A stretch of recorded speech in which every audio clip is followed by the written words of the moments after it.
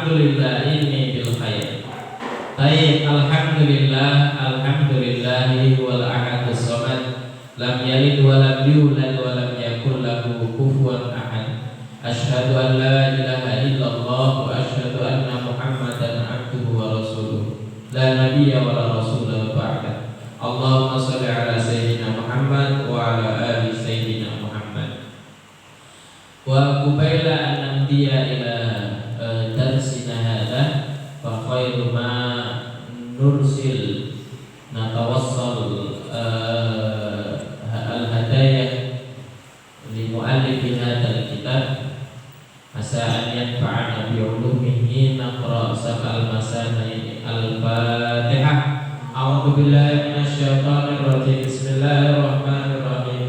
Alhamdulillahirabbil alamin arrahmanir rahim maliki yaumiddin. Iyyaka na'budu wa iyyaka nasta'in. Ihdinas siratal mustaqim. Siratal ladzina an'amta 'alaihim ghairil maghdubi 'alaihim waladdallin. Amin ya rabbal alamin.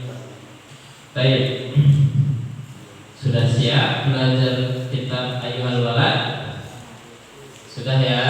Ya, silahkan siapkan penanya, siapkan buku tulisnya.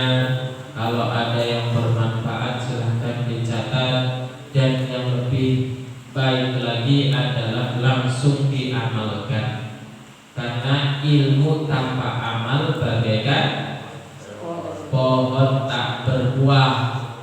Kalau pohon tak berbuah itu pohon apa itu? Ayo, pohon apa? Pohonnya nggak berbuah, pohon apa itu? Pohon. Oh, itu banyak itu rumput, itu nggak berbuah. Akhirnya apa? Ditebang, ya nggak?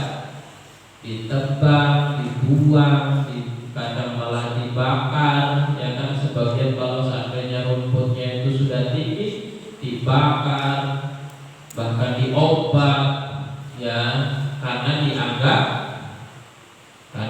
dianggap tidak berguna, dianggap tidak berguna. Mau nggak kalian seperti itu di masyarakat nanti? Ya, dibakar, dibuang, ya nggak dibakar, dibuang juga, Ustaz.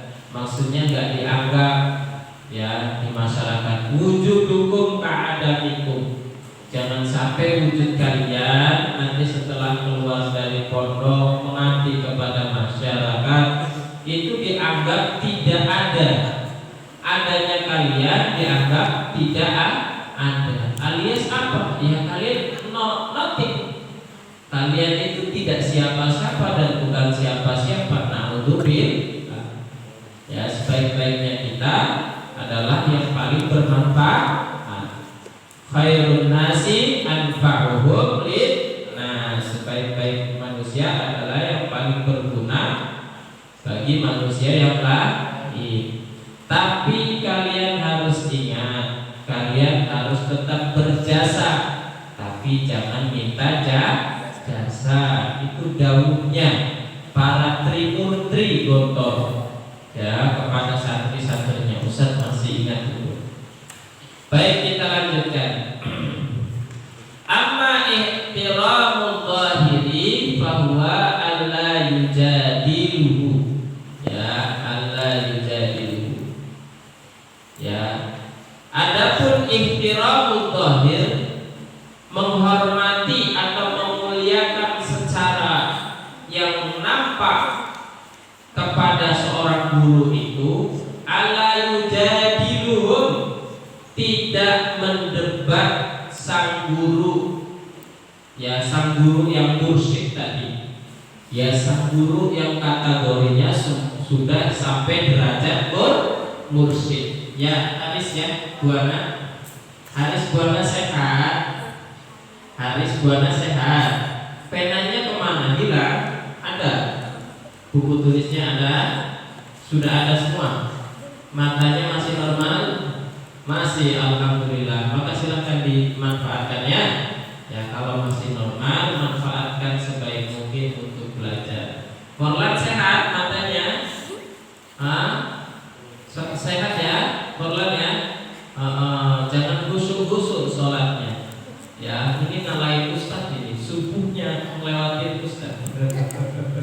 Ya, zikirnya melebihi ustaz ini sampai sekarang masih zikir. Janganlah ya. Jangan husu-husu, ya, husunya nanti pas sholat saja.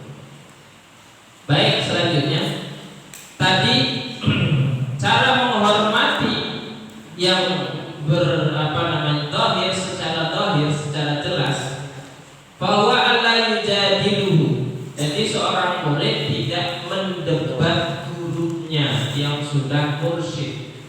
Mendebat beda ya, mendebat sama diskusi. Artinya apa? Kalau mendebat itu ya namanya debat, itu beda dengan diskusi. Kalau diskusi itu suasananya lebih tenang. Kalau debat itu suasananya kadang ya kan lebih lebih tidak kondusif lah Ustaz bicara seperti itu. Diskusi ilmiah boleh, itu dianjurkan. Bahkan Imam Syafi'i dengan Imam Malik saja terkenal gitu kan kisahnya. Imam Syafi'i itu sampai sering berdiskusi ya sama Imam Malik perkara tentang rizki. Wa may yattaqillaha yaj'al lahu makhraja wa yarzuqhu min haitsu la yahtasib. Wa yarzuqhu min haitsu la yahtasib ini didiskusikan oleh Imam Syafi'i. Kata Imam Syafi'i, nggak bisa rezeki itu harus dicari. Nggak mungkin nggak dicari datang sendiri. Kata Imam Syafi'i. Tapi kata gurunya Imam Malik, enggak juga katanya. Ada kok rezeki yang datang sendiri.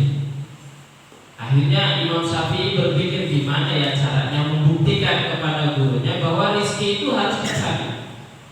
Akhirnya dalam kisah Imam Syafi'i bekerja dan mendapatkan upah. Ketika itu upahnya berupa buah anggur.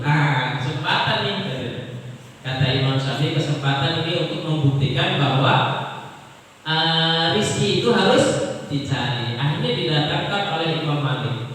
Didatangkan ke depan Imam Malik. Kemudian Imam Syafi'i mengatakan, wahai guruku, aku telah bekerja dan alhamdulillah aku mendapatkan upah sebuah anggur. Anggurnya ada di depanmu, katanya. Ini membuktikan bahwa rezeki itu harus dicari. Kata Imam Malik sambil beliau mengatakan, bolehkah aku makan anggur ini? Kata Imam Syafi'i, karena itu gurunya, ya maka silakan. Itu memang saya sediakan sebagian untuk kamu. Ketika itu Imam Malik makan. Ketika sudah selesai makan, Imam Malik mengatakan, sebenarnya yang kamu katakan betul, tapi ternyata kamu juga harus ingat bahwa rezeki yang kamu datangkan kepada saya itu rezeki yang datang sendiri. Dan akhirnya aku menikmatinya tanpa usaha. Akhirnya Imam Syafi'i mengerti, oh iya, ternyata ada rizki-rizki yang kadang itu datang sendiri tanpa kita berusaha sedikit pun. Ya, bagi siapa itu? Bagi orang yang bertakwa. Itu tanda kutipnya itu harus kalian garis bawahi. Ya Alif ya. Jadi bagi garis bawahinya itu adalah orang-orang yang mendapatkan rizki min haitsu la yahtasib, dari arah-arah yang tidak dikira. Itu berlaku bagi orang-orang yang bertakwa. Kalau orang-orang yang bukan yang bertakwa, usaha tiba-tiba kejatuhan harta warisan, kemudian tiba-tiba dia dapat bonus sama bosnya, apakah wa yarzuqhu min haitsu la yahtasib juga? Itu namanya bejo. You know bejo? Orang yang beruntung. Padahal dia gak sholat, Ustaz. Padahal dia tidak, apalagi tidak ibadah, Ustaz. Itu bukan yang dimaksud dalam ayat itu. Kalau orang itu berarti orang yang bejo. You know, orang yang bejo, orang yang beruntung. Artinya apa? Artinya bisa jadi Allah berikan harta, ya itu untuk cobaan. Untuk cobaan dia. Ya, untuk cobaan dia keuangan itu. Kalau ternyata untuk poya-poya, ya Allah berikan lagi. Akhirnya nanti harta itu bukan wayarzuqu min haitsu la yahtasib, bukan harta yang menjadi datang dari arah yang tidak dikira-kira, tapi itu adalah bentuk istidraj. Paham ya? Nanti bentuknya jadi bentuk istidraj, bukan rizki, tapi azab. Aslinya azab berupa kenikmatan. Azab berupa kenikmatan itu namanya istidraj. Orang gak pernah sholat, tiba-tiba datang orang yang kan ngasih duit, yang kan ngasih modal, yang kan ngasih warisan. Tiba-tiba dulu punya bosnya, ya kan? Kemudian dia di pekerjaan dapat tender besar dan lain sebagainya. Pokoknya lancar semua urusannya. Ya, silakan dulu. Baik. Kemudian adab selanjutnya, wala yastaghila bil ihtijaji ma'an, dan tidak istaghala yastaghilu itu kesibukan bil ihtijaj itu berhujjah atau berargumen ma'an. Jadi jangan berargumen terhadap gurumu sedangkan tahu bahwa yang disampaikan gurunya itu benar, hanya untuk pengen mengatakan ini loh gua paling hebat daripada gurunya. Ya, wala yastaghilla bil ihtijaji ma'an. Jangan sibuk untuk berargumen terhadap guru untuk menangkal apa yang diucapkan guru. Fi kulli mas'alatin, di setiap masalah-masalah keilmuan. Wa in 'alima khata'ahu, bahkan kategorinya kalau kalian tahu seumpama ustadz yang menyampaikan itu ada kekeliruan sedikit yang itu tidak disengaja. Kalau memang sengaja, ya boleh kalian mengingatkan, bukan berargumen. Kalau berargumen itu seakan-akan kamu ngajari ustaz. Jadi adabnya itu memperbaiki ustaz dengan cara yang lembut. Ustaz, mohon maaf, tulisannya salah ustaz. Bukan kalian tiba-tiba ustaz, kayaknya dalilnya seperti ini ustaz, jadi yang antum tuliskan itu salah total ustaz. Itu kan artinya kamu kayak guru. Artinya kamu berhujah, berargumen untuk, mohon maaf, kategorinya bukan memperbaiki guru, tapi mempermalukan guru. Dan itu kurang baik, apalagi guru yang mursyid. Paham ya? Seperti itu.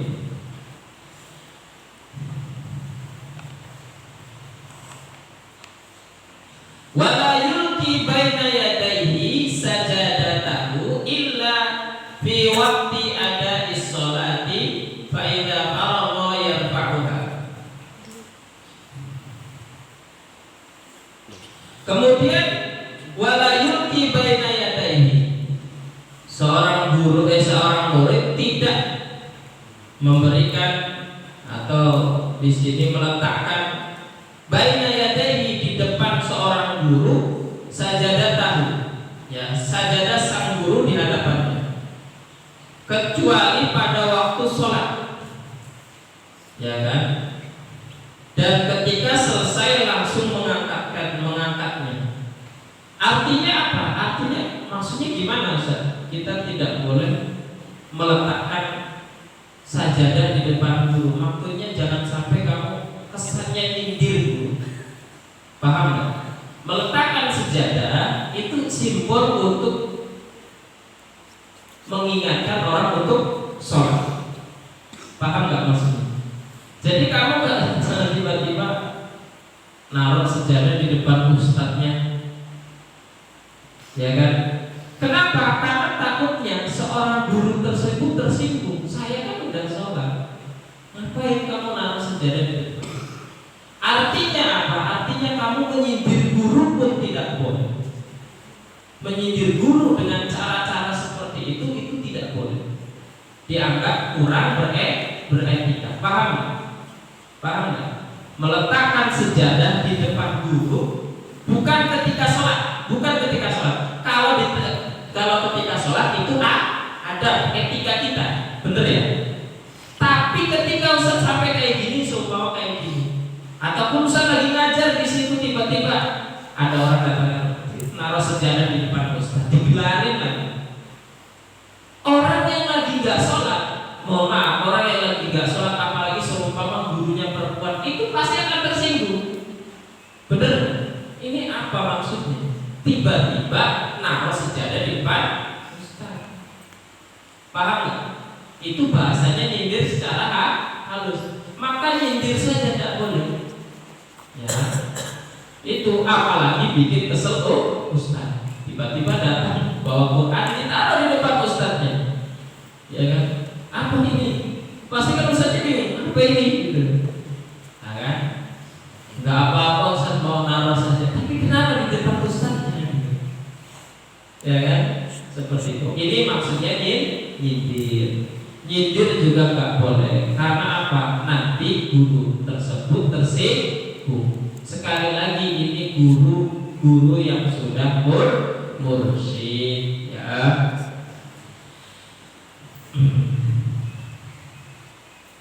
Kemudian,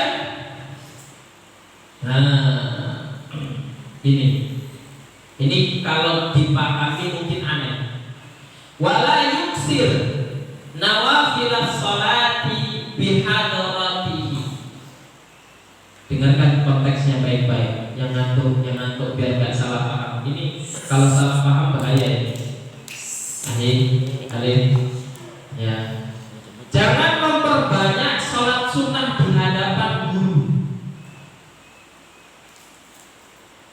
Pertama apa? Pertama, kamu harus takut yang kamu lakukan adalah riya terhadap gurumu. Hati-hati. Kalau kamu kelihatan ada Ustaz Omar, ada Ustaz Zaki, ada Ustaz Imam, ada Kiai Imam, ada Kiai Rahmat, sholatnya langsung sholat sunnahnya biasanya cuma 2 rakaat ditambah sholat sunnah yang lain. Zikirnya, mohon maaf, zikirnya biasanya nggak terkenal, dikuat-kuatkan semua, subhanallah, subhanallah, subhanallah, subhanallah, ya kan? Di depan guru. Pertama, kalian harus takut riya. Yang kedua, jangan sampai itu menunjukkan bahwa kamu lebih soleh daripada gurumu.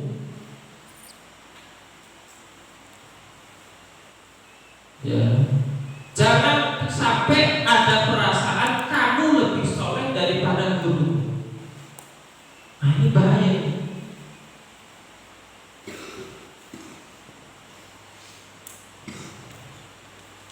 Paham ya? Paham ya?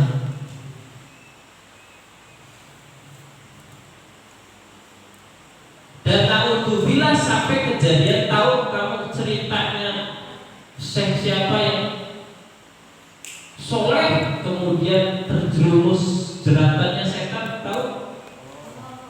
Siapa? Si Bawe atau siapa? Masya Allah. Ada seorang yang alim yang minta ampun, sholatnya wah gak pernah kalah. Sholat sunnah, sholat tahajud, zikir dan lain sebagainya. Sampai setan-setan itu diceritakan sulit menggoda orang soleh tersebut. Hingga suatu ketika para jin itu lapor kepada jin yang paling, ya ibaratnya paling senior. Ini ada orang soleh ini sulit ditaklukkan. Akhirnya jin yang paling senior ini datang menyerupai anak kecil. Ya, dikisahkan seperti itu. Mungkin yang mudah ingat, kita ingat kembali, kita ambil pelajarannya. Yang masih belum tahu silahkan didengarkan supaya kalian tahu bahwa hati-hati dengan jeratan setan yang terkutuk. Ya, setan itu musuh kita. Maka jangan biarkan mereka menggoda kita. Termasuk ketika kita sedang belajar, jangan biarkan mata kita ngantuk karena mereka. Ya, dikisahkan ketika itu setan tersebut menyerupai anak kecil. Kalau orang yang alim itu sholat 2 rakaat, anak kecil itu sholat 4 rakaat. Kalau orang soleh itu sholat sunnah tahajud malam bangun jam 1:30, anak kecil itu datang jam 1. Akhirnya orang soleh itu kok ini hebat sekali, padahal masih kecil, tapi amalannya mengalahkan saya. Saya aja orang yang dewasa seperti ini itu gak bisa ngalahin dia. Padahal dia kadang membanggakan diri juga. Padahal di daerah ini saya yang biasanya sholatnya lebih banyak seperti itu. Akhirnya lama-kelamaan melihat istiqomahnya anak kecil tersebut, akhirnya nanya, wahai anak saleh, apa yang membuat kamu melakukan ibadah yang begitu dahsyat bahkan melebihi saya? Jadi tertarik nih orang solehnya, mulai setannya di situ tuh, mulai dia bertanya di sini dia. Jadi jangan dianggap setan itu kalau urusan ibadah kalah sama kita itu jangan ditanya. Iblis setan dari zamannya Nabi Adam itu mereka orang soleh, maksudnya saleh dalam artian mereka kalau ibadah tidak kalah dengan kita. Pengetahuan mereka tentang Allah juga tidak kalah dengan kita. Hanya saja mereka terlaknat gara-gara ingkar terhadap perintahnya Allah. Itu yang menjadikan mereka terlaknat. Dan lebih parah lagi mengajak Nabi Adam untuk ingkar kepada Allah. Itu parah. Maka kalau ada orang salah sendiri itu masih mending. Karena apa? Ketika diperintah untuk sujud kepada Nabi Adam, setan itu gak mau, langsung dikeluarkan dari surga gak? Langsung dikeluarkan dari surga gak? Enggak. Artinya dia melakukan kesalahan untuk dirinya sendiri, masih mending. Tapi saat setan ngajak Nabi Adam untuk menyesatkan orang tersebut jadi salah, barulah itu fatal. Maka kalau ada di pondok ini yang ngajak-ngajak untuk berbuat salah, itu fatal lagi. Fatal itu. Ya. Paham ya? Kalau melakukan salah untuk dirinya sendiri masih mending. Kalau sudah ngajak-ngajak untuk berbuat salah, fatal. Dosanya double. Setan akhirnya ikut diusir dari surga. Dalam kisahnya anak kecil itu mengatakan, ya saya itu ibadah sekuat ini gara-gara pernah ingat dosa besar katanya. Karena ingat dosa besar itu, setiap saya ingat, akhirnya saya pengen ibadah lagi, pengen ibadah terus, gak mau berhenti. Karena pernah melakukan dosa besar itu. Karena orang soleh tadi, orang yang soleh gak pernah melakukan dosa besar, akhirnya nanya, bagaimana caranya supaya saya seperti kamu? Kata anak kecil itu, ya sudah, kamu coba deh melakukan dosa besar, biar nanti ibadahnya kayak saya. Setelah melakukan dosa besar, baru nanti tobat tuh. Nanti ketika tobat, kamu sholat pasti ingat dosa besar itu dan kamu sholatnya tambah khusyuk. Wah, mulai kena jebakan. Ingat, setan itu aduhun mubin, musuh yang nyata, dan mereka punya 1000 cara untuk menggagalkan kita masuk surga. Maka kita selalu berbanyak ta'awudz. A'udzu billahi minasy syaithanir rajim. Aku berlindung kepada Allah dari godaan setan yang terkutuk. Banyak ta'awudz. Akhirnya kata orang alim itu, oke, baik katanya. Aku coba dosa besar. Coba dosa apa yang bisa aku lakukan? Akhirnya setan suruh memilih 3 dosa besar. Gini katanya. Ini ada perempuan cantik tuh. kamu mau nggak menzinai perempuan itu? Oh jangan, itu dosa besar banget itu, nggak mau. Ya sudah, kalau nggak mau, ini ada anak kecil, mau nggak dibunuh? Aduh, jangan membunuh anak kecil, saya nggak mau, itu dosanya kayaknya hisabnya gede banget itu. Kemudian di akhirnya dikasih apa? Dikasih khamar. Nah, ini dosa besar yang lebih ringan ini, kata setan. Cobalah kamu minum khamar. Akhirnya orang saleh itu karena minimnya pengetahuan, makanya hati-hati. Kebodohan bisa menyesatkanmu. Hati-hati. Ini karena orang alim ini tidak tahu pengaruh alkohol. Akhirnya dia minum alkohol itu. Maka kalian juga harus tahu masalah hal-hal seperti itu supaya menghindari, bukan supaya melakukan. Kalian wajib tahu perkara-perkara yang salah juga kadang perlu ketahui. Hal yang menyebabkan syirik, hal yang menyebabkan munafik, hal yang menyebabkan kekafiran, bukan untuk melakukan, tapi untuk mencegah. Paham ya? Akhirnya karena orang soleh itu tidak tahu, akhirnya diminum lah. Wah kayaknya ini lebih ringan, cuma minum saja. Akhirnya diminum. Masya Allah, ketika minum hilang ingatan, hilang kesadaran. Ada anak kecil nangis, risih dia. Wah ini anak bocah nangis terus dibunuh sama dia. Ketika sudah membunuh anak kecil, dia masih hilang kesadaran. Lihat perempuan cantik, wah ini perempuan cantik sekali. Akhirnya karena hilanglah kesadaran, akhirnya melakukan zina juga. Dari situ kamu harus ambil pelajaran apa? Orang yang soleh akan selalu digoda dengan berbagai cara oleh setan untuk disesatkan. Maka jangan merasa kamu itu paling soleh. Hati-hati, apalagi di depan gurumu. Naudzubillah sampai ria. Wah pengen kelihatan soleh di depan Ustaz Oman, tahajudnya, sholat sunnahnya. Karena perbuatan dia itu tidak mendapatkan apa-apa, pahalanya nol. Baik kepada. Kemudian etika selanjutnya, wa ya'malu ma ya'muruhu syaikhu minal amal. Mengerjakan apa yang diperintahkan guru dari suatu pekerjaan. Biqadri wus'ihi, sesuai dengan usahanya, wa taqatihi, dan juga kemampuannya.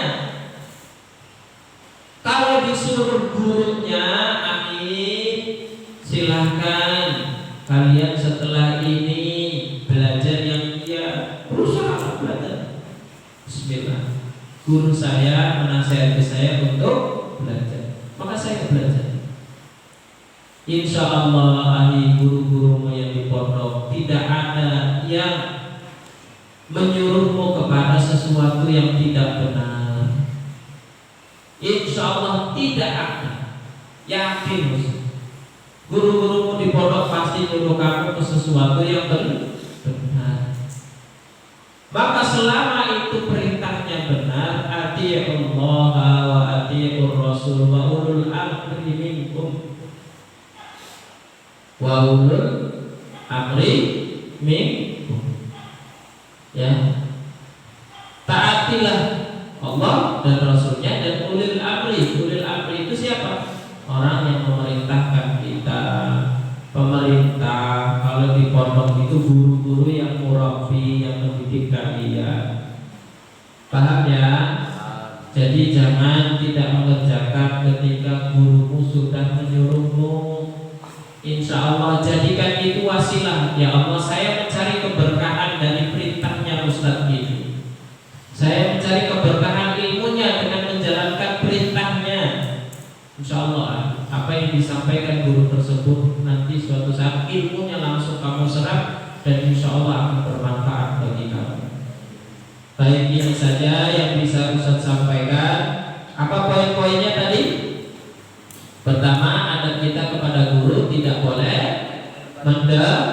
mendebat, ya. Kemudian yang kedua, tidak boleh berargumen walaupun ketika itu gurunya salah, artinya salahnya salah yang tidak disengaja. Kalau salahnya disengaja, kamu nasihati atau kamu menegurnya dengan baik, bukan debat argumen. Artinya kamu mempermalukan guru. Yang kedua, tidak meletakkan sejadah di depan guru kecuali ketika sholat. Artinya nyindir saja tidak boleh. Kemudian jangan memperbanyak sholat sunnah di hadapannya. Artinya apa? Artinya bukan berarti gini. Maksudnya gini, kamu biasa sholat sunnah banyak, tapi ketika ada ustadz setelahnya, karena pelajaran kitab ayyuhal, akhirnya kamu kurangi sholat sunnah itu. Enggak, kalau sudah biasa banyak, silakan banyak, nggak apa-apa. Artinya apa? Artinya itu sudah kebiasaan kamu. Kamu nggak ada guru dan ada guru pun, kamu lakukan itu. Paham ya? Maksud kitab itu bukannya berarti, wah ada ustadz dalam kitab-kitab ayyuhal walad, saya nggak boleh sholat sunnah terlalu banyak di depan guru, takut nyindir, takut tersinggung, takut riak. Nah, maksudnya kalau udah sering banyak itu banyak nggak apa-apa. Maksudnya jangan sampai timbul riak, itu yang bahaya. Riaknya itu pengen dilihat guru. Ngerti ya? Ngerti. Kemudian yang terakhir tadi apa? Mengerjakan apa yang diperintahkan guru. Mungkin ini saja yang bisa saya sampaikan. Kurang lebihnya mohon maaf. Wassalamualaikum